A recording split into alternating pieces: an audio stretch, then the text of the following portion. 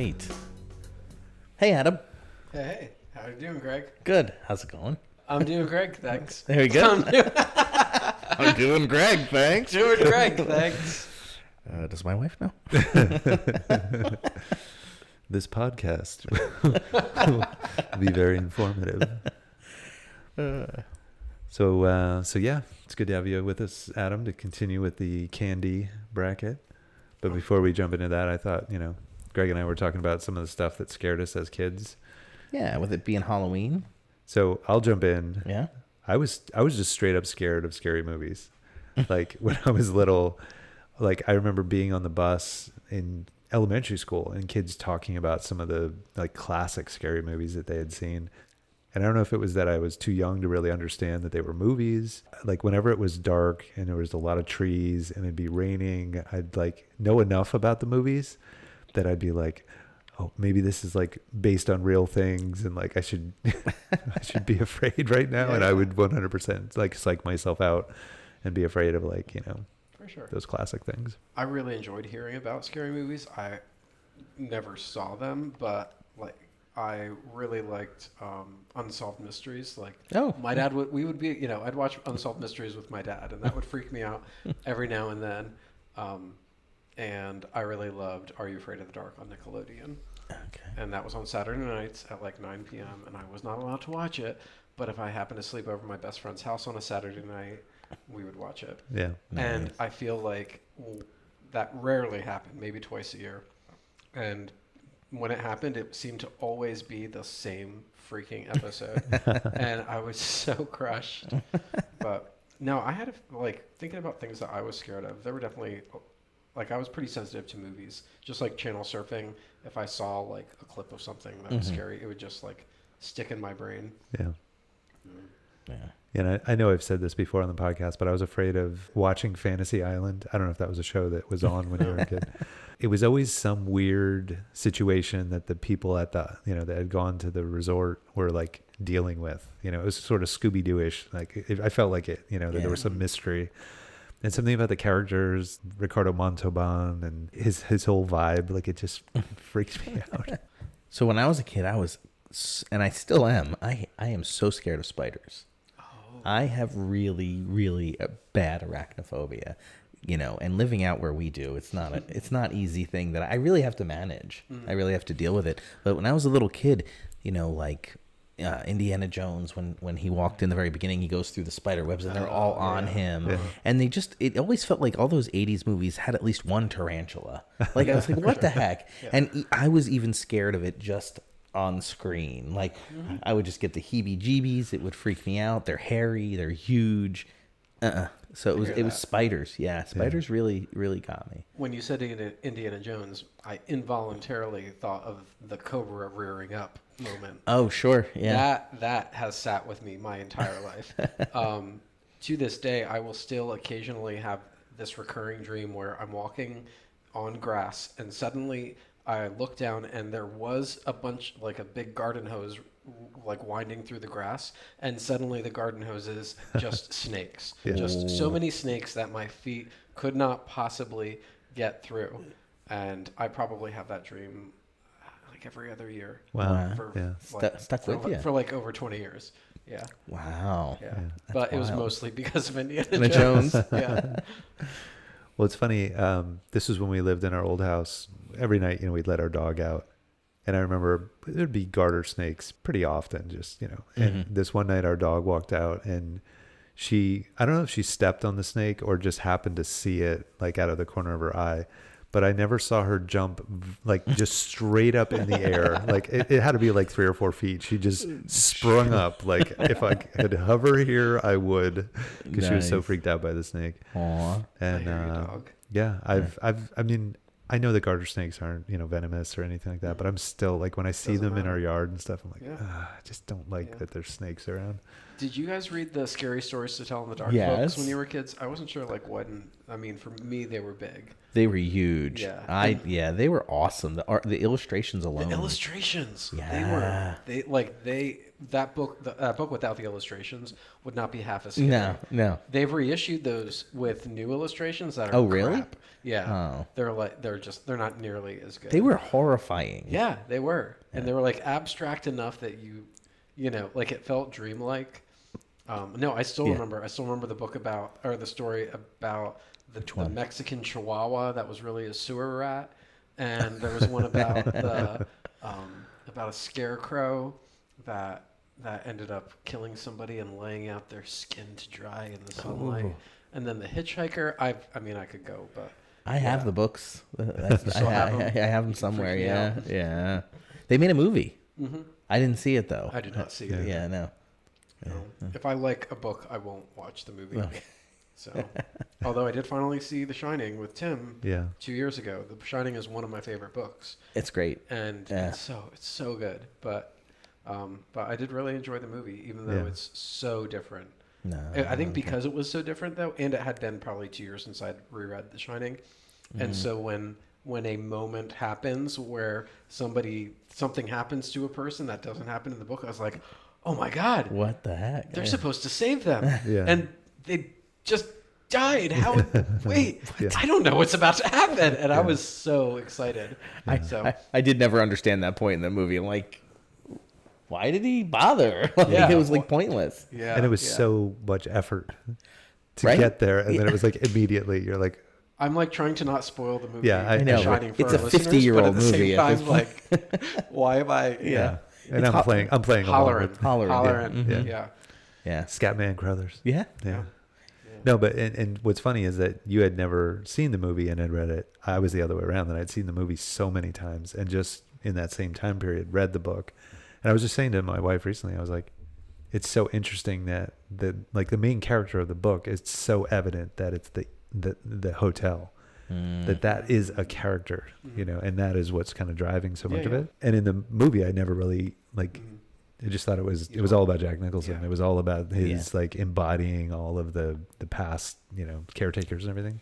So yeah, I mean they're almost two separate things that are really good in their own right. Yeah. And there's obviously parts that cross over and everything, but they feel like two different things. Exactly. Yeah. They're completely different ending, right? Yeah. I mean, it's not even. Yeah. Totally different ending. Yeah. Which blew my mind. No, I love that book though. I did not think I could be scared by a book as much as I was that scene with the bathtub, you know, which I don't think it is is. in the movie, but not as much. Yeah. No, I think it's more in the book because he revisits it. Yeah, in the book. It's really well done. Yeah. Although book that made me squirm uncontrollably more than any other book in my life, Gerald's Game. Me too. Didn't I tell you? Was I the one who told you about that, or did you just read that on your own? You probably did, because I know you and Stephen King have a long-term relationship. Gerald's Game is scary as F. Yeah, it is. It is really terrifying. Yeah, and there's that one pivotal moment where something happens, and I nearly threw the book across the room. I could. Yes. I could not sit still. Yep. And keep reading. It's terrible. It was so good. Yeah. It's like this is why reading is awesome. It's like you feel it in a way that you don't when you're watching a movie. Yeah. I'm just over here listening because I didn't read it. Yeah. Based This on is now the description. Stephen King fan club. Yeah, I'm like, podcast. I'm not going to be hope you reading enjoy that. Anything? Well, I'll get this one off my chest. When I was a little kid, leeches. I saw the movie African Queen. Oh, Did you ever see I thought you were African going to say Queen? Stand By Me. Yeah, I did too. Yeah, no, African Queen with Humphrey Bogart and I think Okay. some other big, Kathleen something or Catherine other. Hepburn. Hepburn. Yeah. And they fall into the river and they get leeches on them. And I was like, wait a minute. There's these things that'll suck your blood if you go into the water. And like, it just, as a little kid. Into the what? Into the water. They fall into water? like this. Yes. I'm from Jersey. The water. And they fall into like stagnant water, water, and and they're all on them. And for years, I was so scared of like any kind of water. I was like, I'm not going in there. No, there's leeches. Yeah, leeches in Stand By Me definitely did something to me. And I'm sure we could go on with all of our childhood Yeah. fears. But that's not why we're here today, is it, Tim? Is it, No. Adam? But I do feel No, trauma. it's not, Greg. Yeah. So we're going to come back around and we're going to do the other half of our bracket. We're going to do the North and South candy bracket. Got a lot of hate mail on the first one. Let's keep it going. That's right. So we're going to jump right into the chocolate side of this with Three Musketeers at number 1 up against the number 8 York Peppermint Patty. Guest first. You know, I find it noteworthy that you chose because both of these are notably lower fat options. Three Musketeers is big on chocolate, not on fat. That's right. York Peppermint Patty is a lower fat one. So these are like the slim options. That's true. You're right. What was the York Peppermint Patty catchphase? You got taste the sensation. That's it. Look at that. Yeah. When I bite into a York Peppermint Patty, I get the sensation of skiing down an alpine slope. Yeah, that was a good time. I feel like I should jump up on the coffee table now and just. I'd go with Three Musketeers. Yeah. All right. But it's kind of a toss-up. I like that fluffiness. Yeah. It's kind of unusual. That whipped kind of. Yeah. I'll agree with you. I'm gonna go with Three Musketeers. Yeah. Yeah, I feel like it was pretty popular. You know, got the Milky Way, Three Musketeers, very good choices on Trick or Treat night. But I do love. I love a Junior Mint. I love a York Peppermint Patty. But it's already lost, so. Jeez. I'm gonna pick it anyway, just so it gets at least one vote. There you go. But I'm not sad that Three Musketeers has moved on. So. All right, our next bracket here is number 3 seed Milk Duds versus the number something seed, number 6 seed Baby Ruth. Any thoughts? I mean, the word duds is coming to mind. I don't know. Baby Ruth isn't bad, but I don't know. Milk Duds feel like that candy that you only eat when there's no other candy to eat. Like, I feel like that's the candy that my kids. That's interesting. Like, you know, that's the last one that gets eaten. Yeah. I'm pretty sure. So I'm going Baby Ruth by default. Much like Sloth from Goonies. Baby Ruth. Oh yeah. I don't mind a Baby Ruth once in a while, but no, I dig Milk Duds. Yeah. Yeah, I would take their candy from your kids. Okay. Yeah. We'll trade it for Kit Kats. There we go. I feel like I could be wrong about this, but I feel like at some point it was decided that Baby Ruth was not good. I don't know if it was my brother's influence or something like that. So I would always kind of pass on them. I don't know that I've ever had a Baby Ruth. Wow. I cannot remember ever having one. So by default, I'm going to have to go Milk Duds because I don't know what I'm voting against. So Baby Ruth is very similar in construction to a discontinued Reese's candy bar called Nutrageous. I remember that. And I loved those, which is basically a Reese's peanut butter cup, but then it would have whole peanuts. Right. There was like a peanut butter core and then a bunch of peanuts, and then but it looked a lot like Baby Ruth because it was just. So was it the same grouping? It was nougat instead of. But peanuts, nougat. It's almost like a Snickers. But it didn't have caramel. There we go. Caramel, so it's just peanuts, nougat, and chocolate. I think so. Yeah, that's maybe I Baby did Ruth. have one. I'm pretty sure because I've probably eaten 4 of them in my lifetime. Yeah. They're different. They have a weird kind of grainy texture to them because it's not enough chocolate. Yeah. They're not bad, but. All right. Well, they're out anyway. All right. All right. So now we're going to jump down to number 4, Mr. Goodbar, up against the number 5, Junior Mints. Mr. Goodbar. Oh, that's a chocolate. That's like Hershey's chocolate with peanuts in it. Correct. Yep. Okay. I don't know. Yeah, I mean, I do eat Junior Mints the same way that I eat M&Ms when I'm like, I'll get them in a movie theater, you know, if I'm not in the mood for an M&M. Yeah. But also like I'll cut them with my teeth and spin them around in my mouth and then lick all the minty goodness out and then eat the empty shell. Interesting. It's a really fun technique, and it feels like a different version of that classic. If you can tie a cherry stem in a knot into a knot using only your mouth, that means you're good at French kissing. Okay. You know, it feels kind of like in that same genre of skill set. All right. So. All right. Good to know. Oh, did I actually provide an answer, or did I just talk for like 3 minutes? I think you're just sharing, a lot of information. Just sharing. I'm gonna say Mr. Goodbar. All that to go with the Mr. Goodbar. That's funny. I'm gonna go Junior Mints. They're like my go-to when I go to the movies. I said we had our movie night last night. Mm-hmm. I got Junior Mints. That's what I had when I watched the movie. So yeah. Junior Mints for me. All right. Breaking the tie. I got to go Mr. Goodbar. All right. Yeah, I'm sorry. They're good. They're nice. Good. I like with the peanut. I'm the peanut fan. I like that. Yeah. Yeah. I'm noticing through this how much peanuts are A favored. big part of our chocolate world. Yeah.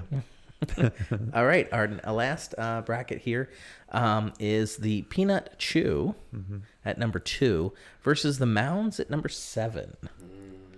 So I'll go first here. While I like coconut, as we talked about coconut, Peanut Chews are the bomb. Like, Peanut Chews are probably like one of my all-time favorites, and I'm isn't it like Goldberg's Peanut Chews? It has like a thing eponym in front of it. So yeah, hands down, Peanut Chews. There's something in peanut chews that's atypical. Is it molasses? Yeah. Okay. Yeah. I do not appreciate a lot, that. but just enough Not to a lot, hold but the there's peanuts just, together. Yeah. It's enough that makes it really stand out as a very different type of candy, and it has this nostalgic feel that other candies don't have. Yeah. So no, I'll go with peanut chews. Oh, okay. Wow. Yeah. All right.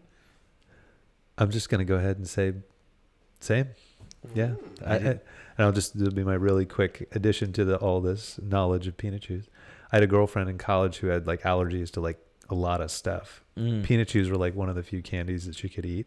Really? She didn't have a peanut allergy. No, she didn't have a peanut allergy, but like eggs and wheat and milk and all this kind of stuff. Okay. And somehow the way that peanut chews were made, like she could eat those and not get like the stomach issues and stuff. So I ate so many peanut chews in college. Like and not too many. I still like them. Well, there were all the Swedish fish in middle school. Right? Exactly. So thinking about Mounds, I'm noticing that you really do need that almond in the Almond Joy. Yeah. Like, I think it's silly that they made a whole other candy bar that's the exact same thing, just without the almond. Yeah. Well, and to Greg's point, the chocolate versus the milk chocolate versus the dark chocolate, I think is the only other variance to it. Is it? Yes, Mounds is dark chocolate. Oh, yeah. I did not know that. Yes. Okay. Yeah. See, I'm just thinking about, because sometimes you feel like a nut, and sometimes you don't. Yeah. So. We're gonna do that game with the commercials and bring Adam back. Oh my God, I have not sung at all yet. Yeah. Wow. And you had an opportunity there, but you kind of I know you dialed it back. Just go for it. I'm a little disappointed in myself. We got plenty more action ahead. Yeah. So yeah. Jingles galore. All right, so we're back over to the candy side. Our number 1 seed there is the Pixie Stick, up against the number 8 Circus Peanuts. I don't know that I've ever had a Circus Peanut. Like, I've seen them in packages. I know they're just like some marshmallowy crap. Yeah, it's like the Peeps that weren't good. They're just like it's like too dense, and it's just not great. Yeah. I think just count down to 3, and I think we're all going to say the same thing here at this point. It's a real nail biter. Yeah, mainline some powdered sugar. Let's do it. Pixie Sticks for the win. Pixie Sticks. So Pixie Sticks are reminding me of a candy concoction that I made as a kid. So I used to really like making random beverages. Like, we had a mint plant in our backyard, and I would like pick that and boil the mint leaves and make mint tea, and I just thought it was super cool. And then I started thinking, like, what else can I boil and mix with sugar? You really did turn into a beverage. Yeah. Okay. All right. So I noticed atomic fireballs are not on this list, but the very first version, after making mint tea, I created what I called fireball juice. So do you remember atomic fireballs? Of course. Okay. Yeah. So I put 10 fireballs in like a half gallon of water and a cup of sugar. And then I'd let it sit overnight and then stir it all up. And then I'd call that fireball juice. And it was the 80s, so no one cared how much sugar you were having. Oh my gosh. And so that was my concoction. But then after a little while I branched out to Pixie Sticks. Okay. And Pixie Sticks also. That was not a crowd pleaser quite as much as fireball juice. People liked it. When I say people, I mean I'd ask my family members to drink it, and they would oblige me. Really? It's like when your kid's like, "Dad, try this thing I made." Yeah. And you're like, so good. It's so good. He's twitching meanwhile, right? Yeah. I'm gonna remember this moment for a long time, son. Wow, that's very cool. Definitely. Yeah. But seriously, how good are pixie sticks? Like, I mean, let's just put flavored sugar in a straw and let kids, The pixie stick is the same thing, only different as Lick-O-Made. Well, it's funny because I was gonna bring that up next because that didn't make the list, but that is some good stuff. Those Do you know what those are? Oh yeah. Those Lick-O-Made candy sticks were so good. Yep. I would crunch one of those guys right now if you gave me one. They had no flavor. No, they were like so subtle. It was a fine art. Yeah? Yeah. I mean, don't get me wrong, I'd eat it, but I don't remember it having flavor. Yeah, that's just because the candy So was so strong. yeah, okay. Yeah, it didn't. In comparison, it didn't seem to have flavor. Oh, It okay. did. There was something happening there. Oh, all right. Now that you're wiser and more mature, you should come back to Lick-O-Made and see what she has for you. So you're saying I should just get a Lick-O-Made, eat the stick, and then, like, as Tim said, mainline. Just snort the powder. All right. Well, the pixie stick just destroyed Circus Peanuts. It wasn't an afterthought. Up next, we've got number 3 with Twizzlers. That's an all-time favorite there versus the number 6 seed Dum Dum Lollipops. Well, I'm going to go ahead and say that there was a time and a place where I loved Twizzlers, but that time and place has stayed firmly in the past. Okay. I'm going to go with the Dum Dum Lollipop.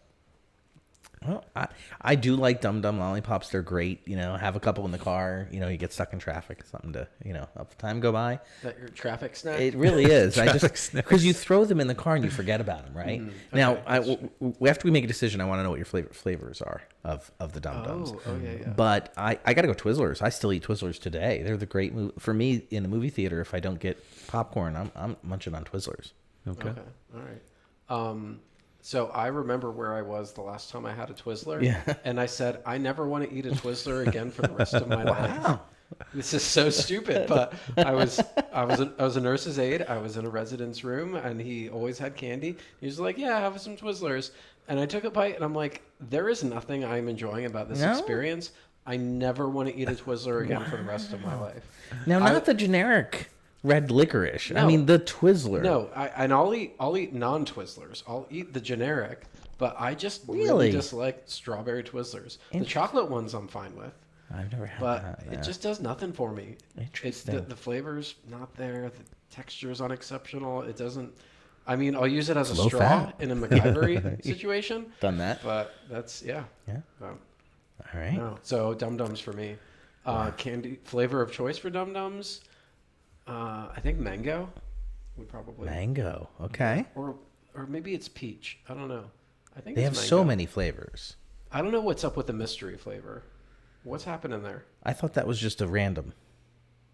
But like, is it like I just don't understand what's happening. Yeah, I think it's just like they just wrap up a whatever color. Yeah. How do they decide which ones they wrap up? That's a good question. Listeners, I have to ask the robot who's in charge of wrapping the I don't have Dum-Dums. access to the internet. I can't search this on my own. Yeah, I don't know. No. That's a great question.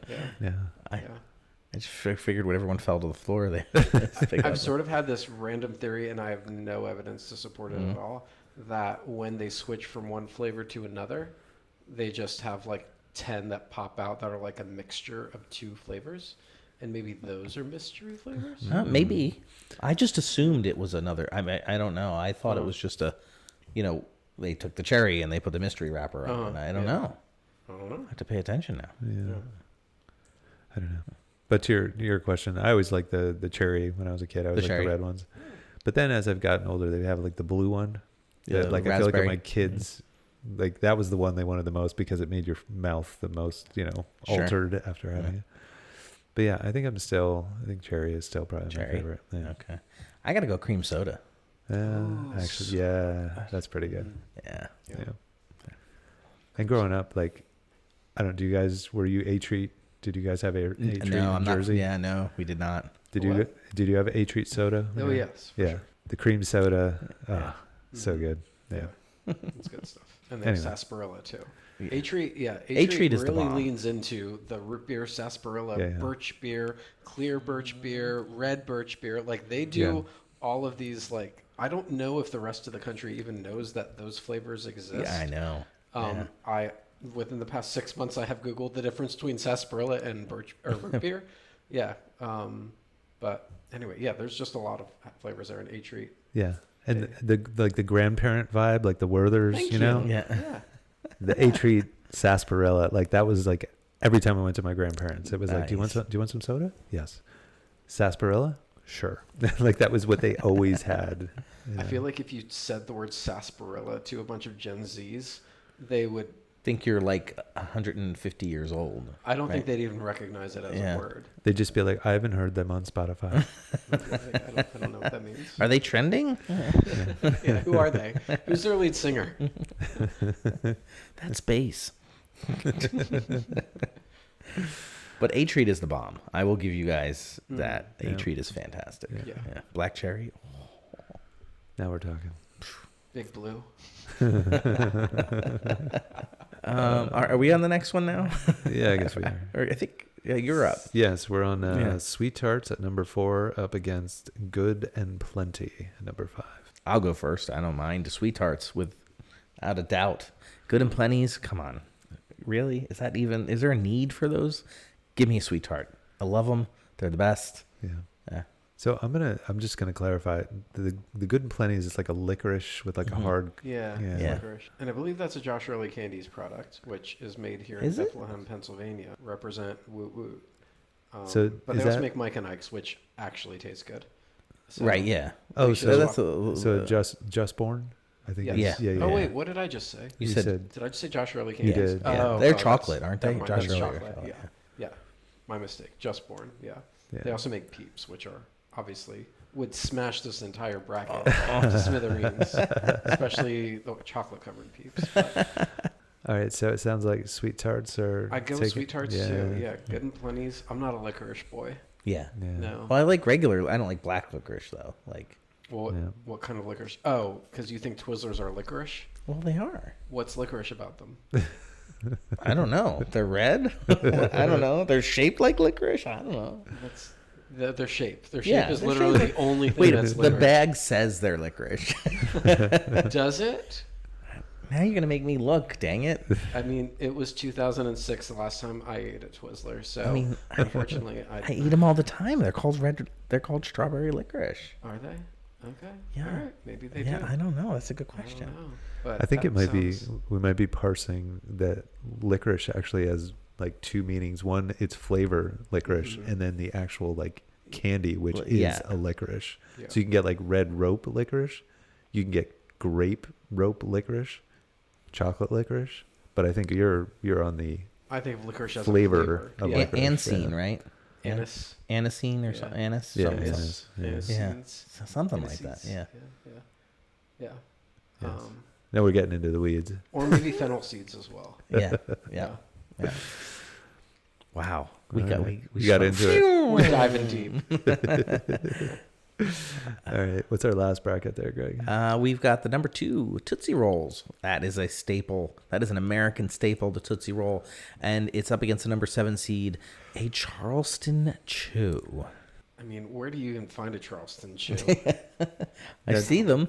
They're yellow, right? Now, I know your trick-or-treating was limited. Greg, did you ever get a Charleston Chew as a kid? I think I tried it once and never ate it again. I feel like it was like really stringy marshmallow, right? And then a chocolate. There was something about it that I have like a memory of like pulling it. It was like taffy taking almost. a bite and you pull it and your hand stretches for like 18 inches before it actually lets go. Yeah. There was something I did find fascinating about them, and I would eat them. I didn't love it, but I kind of didn't hate it. You know what I mean? They have this crackly, chocolatey coating. Yeah. That, like, as you bit into broke. it, you kind of watch it break apart. Yeah. There was cool. something kind of fun about them. But Tootsie Rolls, they do. Yeah. They hit the spot sometimes. Although vanilla Tootsie Rolls are better than regular Tootsie Rolls. Well, that was going to be my question. How do you guys feel about when they started flavoring them? Because when I was a kid, it was like they were just the original Tootsie Roll. And then, like, I don't know, maybe when we were in high school. Or strawberry. I remember there being a they strawberry. started really there was a blue one. There was a yellow one. Yeah. Am I allowed to say purple? Bastardizing? Yes. Say it as many times as you want. Make a song about it. I don't want you all to get the explicit sticker. But so they came out with all these different flavors, but then everybody loved the vanilla. Really? And then they have bags of just vanilla. I didn't know that. Tootsie Rolls. Oh, okay. Yeah, kind of like with Skittle or Starburst. Start all with the flavors. yeah. Cool. So do we have a consensus here? Tootsie Rolls. Tootsie Roll. Yeah. Because Charleston Chews suck. All right. This episode is sponsored by Charleston Chews. All right, so we back over on the chocolate side? I think so. All right. Got our Three Musketeers up against the Milk Duds. Oh, this is duds. Emphasis on the duds. I'm going to have a hard time pulling. Okay, I want to know who got this name off the table of the marketing office. Let's call it Milk Duds. Yeah. Like, why don't we just call them chocolate losers and see if people will buy them? Dude, I got an idea for some candy. Chocolate losers. I like it. So, fun fact, the Chevy Nova sold terribly in Mexico. Yeah. Because Nova means won't go in Spanish. Yeah. So, that's how I feel about Milk Duds. Three Musketeers all the way, baby. Okay. I got a soft spot. I do like Three Musketeers, but I'm gonna go Milk Duds. I like taking a whole. You know how the little boxes. Yeah. There's like cute 3 or 4 of them in like there. with tiny I just throw them in my mouth. I suck up off all the chocolate and I mash that caramel into a big ball in my mouth. I love it. Wait, did you say caramel? Yeah. No, now you're thinking of the thing that's not Milk Duds, but it poses like a Milk Dud. Milk Duds have a malty center. No, that's a Whopper. Oh my God. Wait a minute. Wait, re-roll the tapes.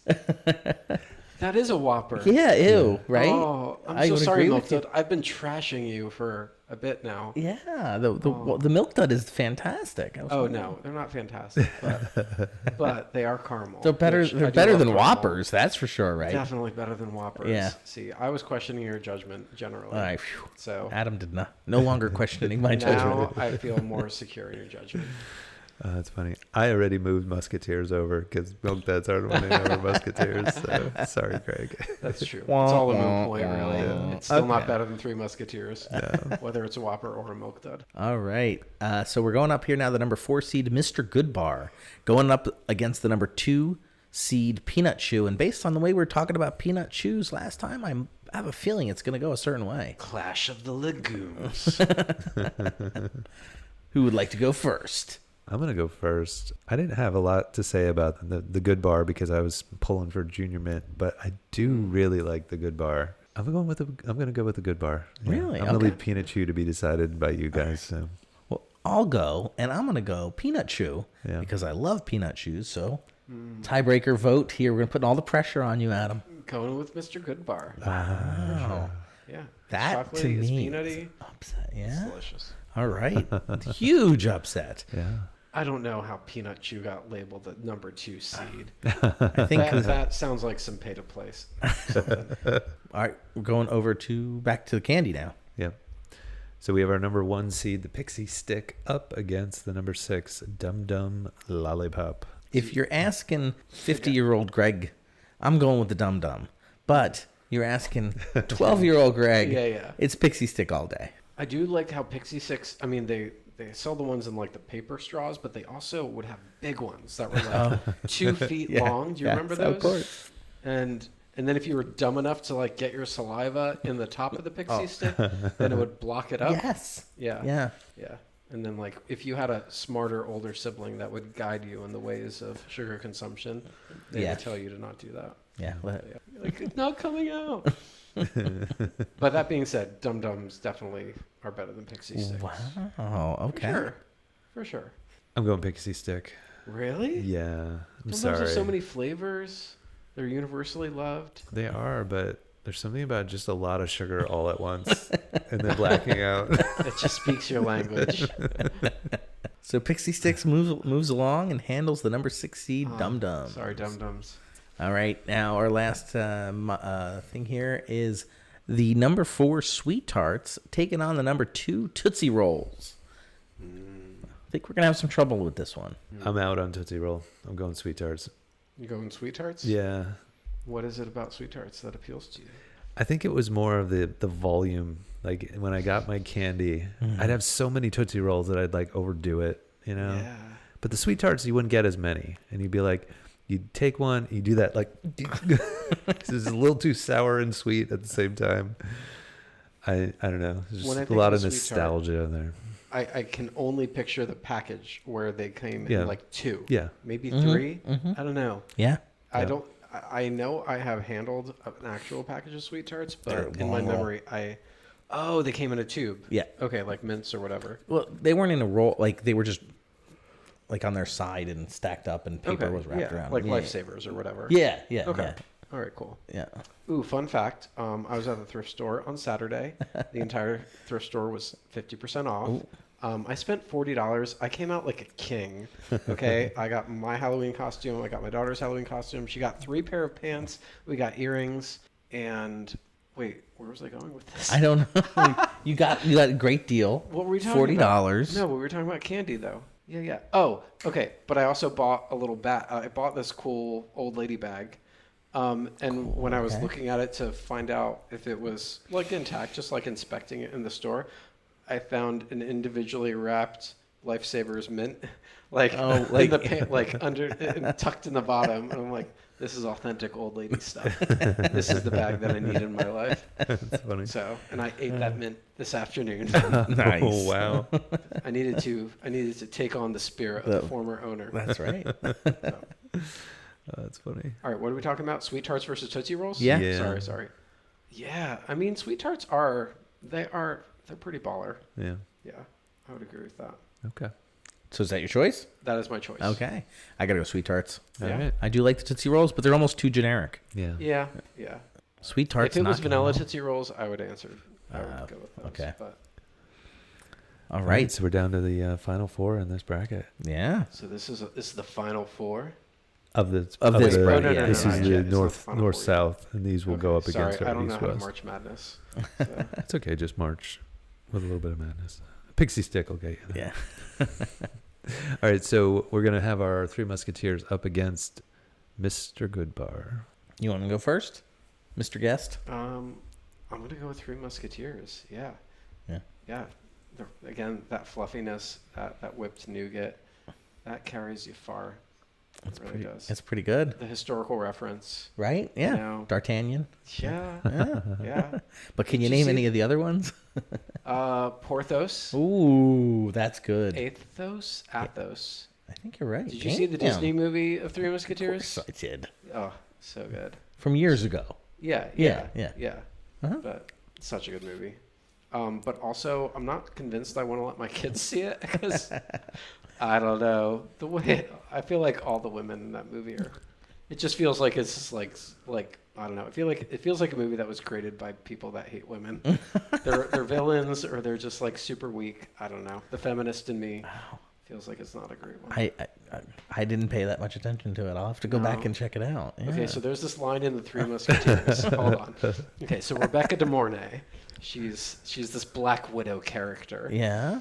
She is in prison. She's a spy. She gets arrested for being a spy, and she's about to be beheaded. But she has this piece of sensitive information, and they're trying. And D'Artagnan, Chris O'Donnell, with Yeah. his permed Yeah. coif. Yeah. He comes in and he says, do you want to, you can, if you tell us this, you can leave this world in peace before they kill you, And she looks and she has these giant, evil, sexy eyes, and she says, "What has this world ever done for me?" And she makes her eyes 5 times bigger, like anime style. And she Okay. says, "What has this world ever done for me?" It's a moment worth watching. But nobody has seen. Have you not seen it? I remember it, but You don't remember Rebecca De Mornay's eyes flaring?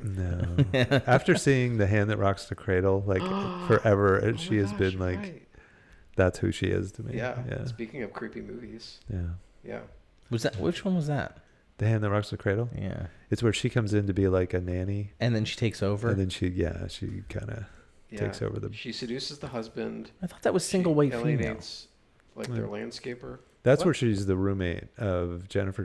Jennifer Jason Leigh is the roommate of. Oh gosh, we just talked about her not that long ago, and she was in Point of No Return, which was like a remake of La Femme Nikita. Bridget Nielsen?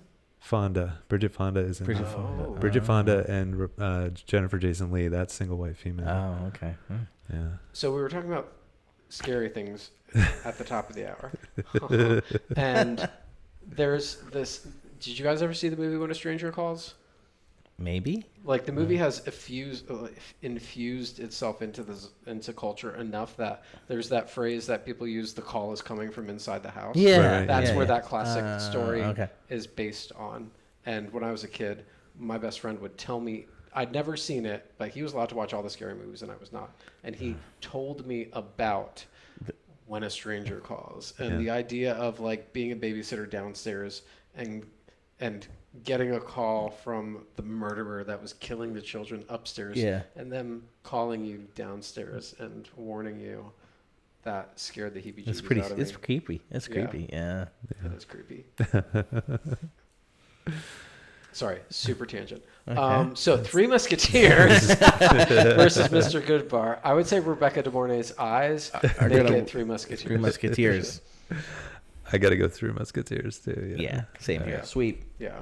So the number 1 seed, Three Musketeers, prevails out of the chocolate Western division, or Northern division, something like that. Yeah, sounds good. All right. And in our candy Southern division, we've got Pixie Sticks going up against Sweet Tarts. Now, Pixie Sticks are the number 1 seed. This would be the first time ever in any of our bracketology that we'd have 2 number 1 seeds going into the final 4. Whoa. What's it going to be? This feels like a historical moment. I got to stick with the Pixie Stick because it's What? I do. It's It's powdered sugar, man. It's just freaking sugar, dude. I know, but it's so like it's it's not even cleverly packaged. It's so good. Dude. No, you gotta go with Sweet Tarts. They're far more amusing. Oh, now you're putting it on me? Yeah. Oh, this is tough.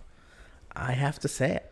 I would go Pixie Sticks. Yeah. There's nothing more gratifying. Okay. Instant gratification. In what? The dog seems to agree. Pixie Sticks. Is he okay? He has so much fur that he sheds. When he sleeps, he sucks it into his nose when he's sleeping, and then it gets a hair in his nose, and he's trying to clear it, and he does that crazy. I hope the microphones picked that up. That was fantastic. I'm quite sure they did. That's the sound of the winner, Pixie Sticks. Yeah. Okay, I want to know, in what world are you standing in a room and you have Three Musketeers to your right and Pixie Sticks to your left? No. We haven't done that yet. No, they're not up against. Well, they They're are not now. up against each other. They are now. We haven't voted on that. I'm sorry. That was just Sweet Tarts over Pixie Sticks. Okay. All right. Is this like the AFC NFC thing? Sure. We could do sports terms, and Sports terms with Adam. and we have to guess what Adam thinks the term is. Okay, that would actually be kind of interesting. Right. Let's wrap this thing up. All right, because that's not why we're here today. All right, so are we having chocolate go off against chocolate, or are we going to have one chocolate versus candy and then chocolate versus candy? You decide. Yeah, I think we should do the winner of the North and South, and then the winner of the East and West, and then those 2 winners will go up against each other for the championship. There we go. All right. So we have 2 number 1 seeds for the first time in bracketology history here on Latch-Key Dads. Yes. The number 1 Three Musketeers against the number 1 Pixie Sticks. The bracketologists are floored by this development. Everybody's throwing their brackets. Never before in bracketology has this unprecedented event occurred. Ever. When your grandchildren ask you about the most important historical events you've ever witnessed, this bracketological moment is going to scream to the top of the list. Wait, wasn't that in Jurassic Park? The Brachiosaurus. Can't stop. All right, what do we got? Who wants Musketeers? Who wants Pixie Sticks? Let's go. Are we going to do the 1, 2, 3? And we all. Wait, I thought y'all just told me that they're not. They weren't going head. Now they are. Now they are. Now they are. Yeah. But because I just said. But 2 minutes ago, I was like, you were in questioning. What world? Yeah, but you were questioning. Oh, you're saying just in general. I mean, in what world would those be up? So what this means is you walk into a room. Yes. And now we're here. There are 3 Musketeers and there are Pixie Sticks. Yes. How, in what universe do you even consider eating Pixie Sticks before you eat? Well, that's why we're here. What do you pick?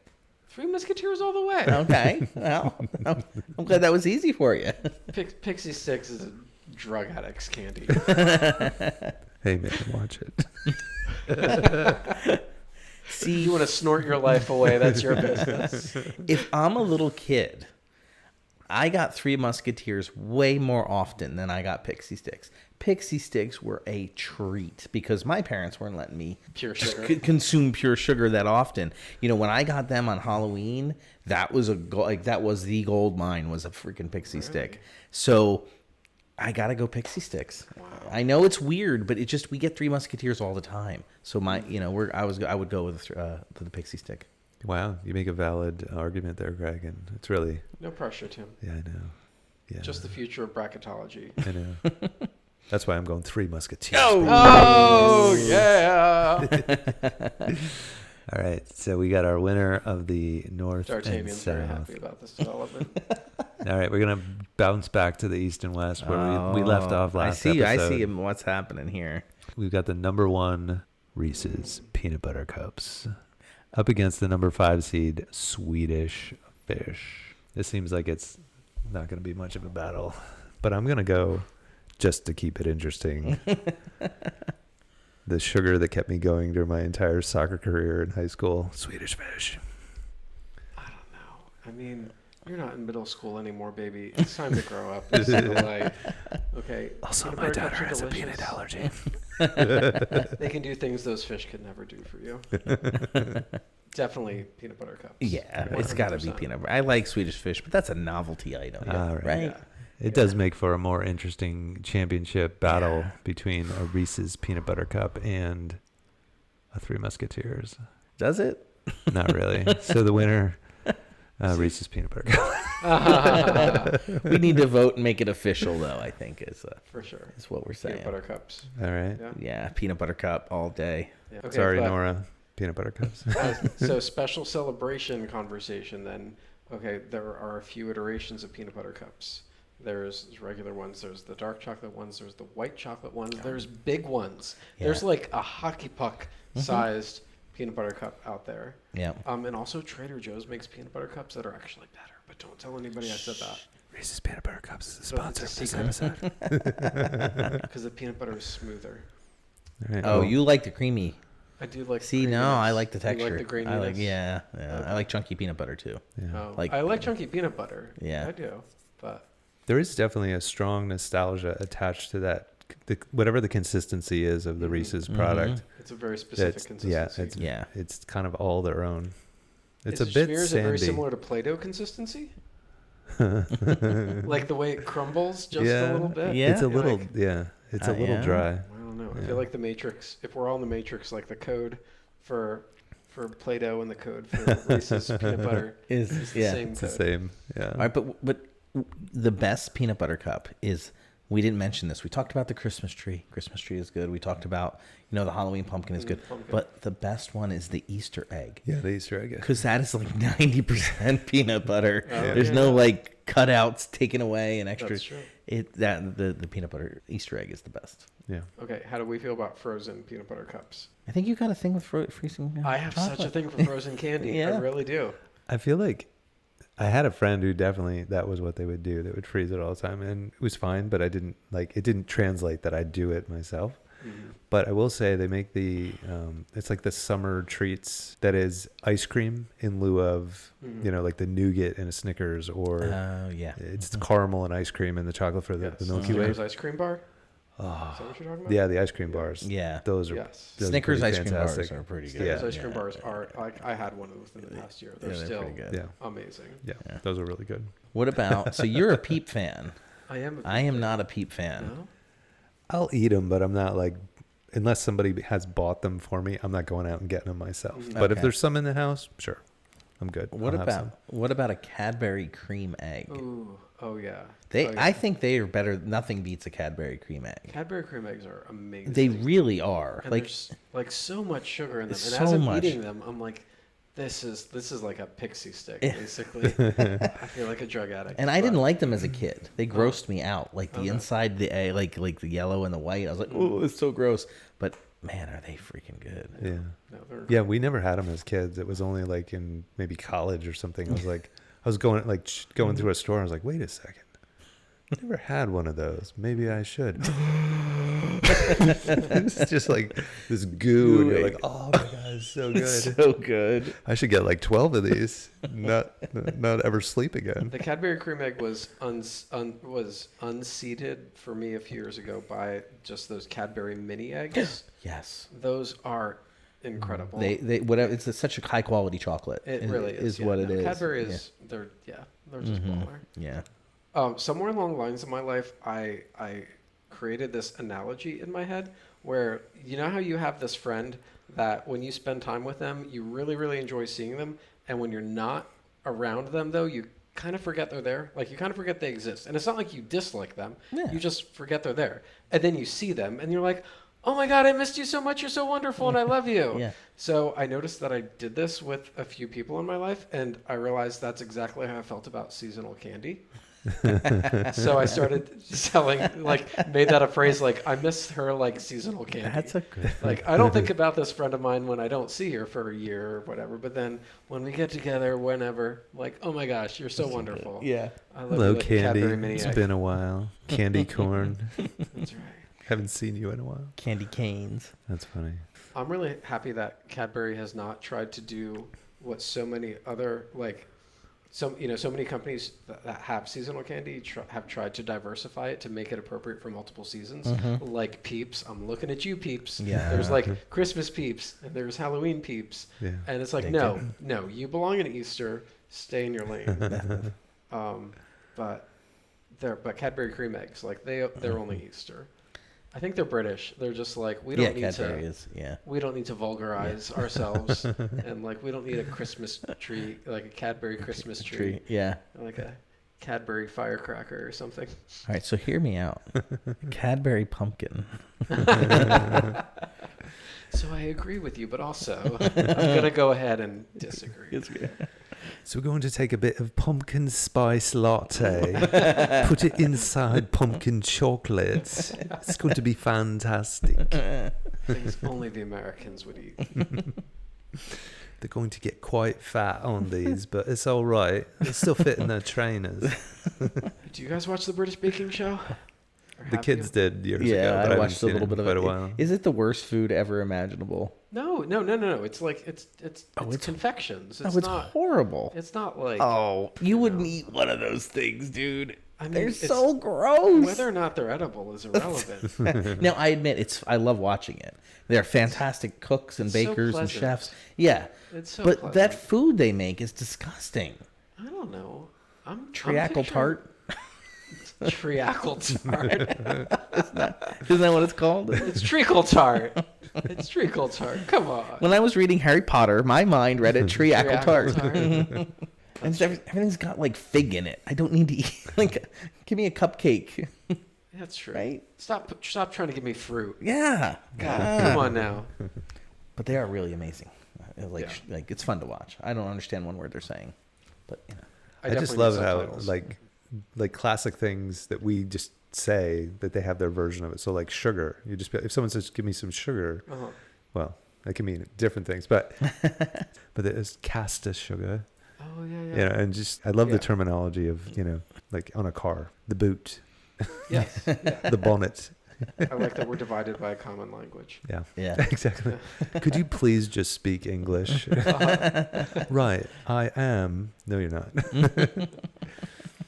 If your grandmother had wheels, she would have been a bicycle. Okay. You're not making any sense, is what I'm telling you. Oh, okay. Got it.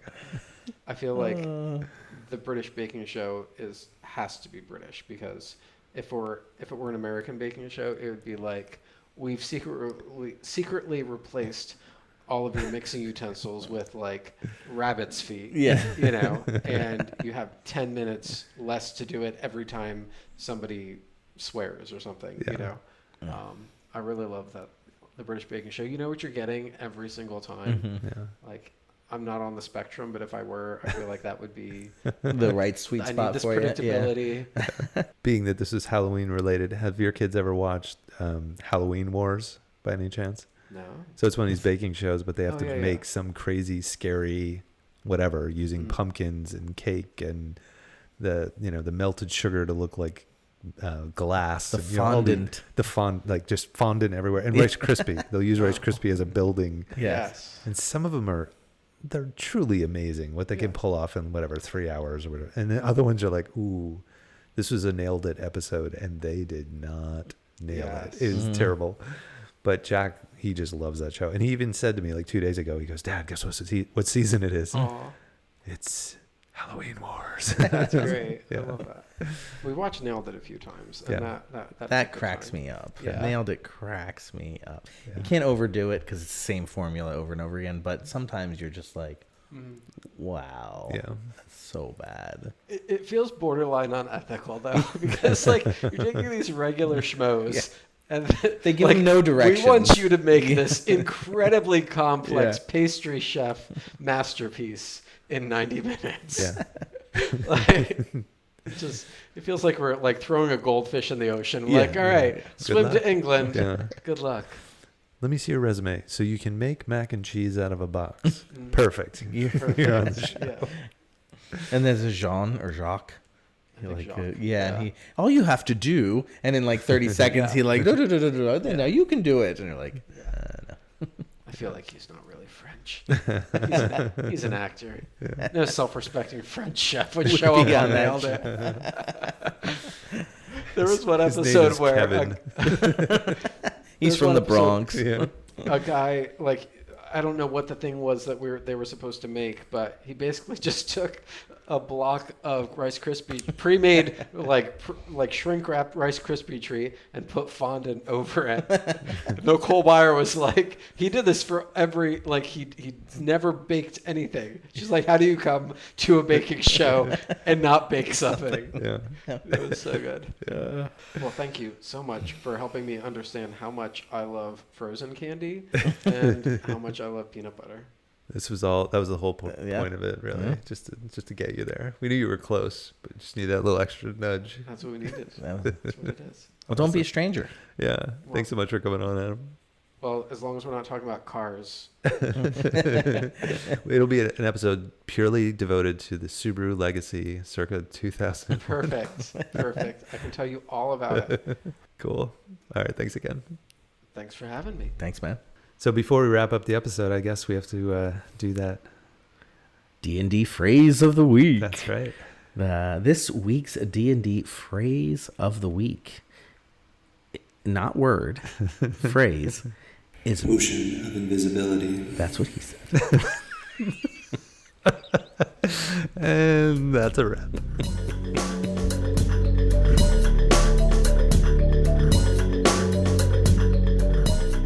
Can't get enough Latch-Key Dad content? Well, check out latchkeydads.com. That's right, Greg. On our website, we've got a plethora of photos from each episode, as well as other interesting links to content that we talk about on the show. Yeah, Tim, I really enjoy all the pictures that you put up there as they really bring the episode home. Yeah, I guess I'm not afraid to show those embarrassing photos of my childhood. So, yeah, we encourage you to check out the website, latchkeydads.com, for all that content. Excellent. And if you have a moment, check out our shop page where we've got really cool keychains for sale. If you don't know what to get your dad for Christmas, the holidays, Father's Day, birthday, check it out. It's a cool gift. Tim, did you know that listeners should like, review, and subscribe to the Latch-Key Dads podcast? No. But now I know. No, Knowing is half the battle.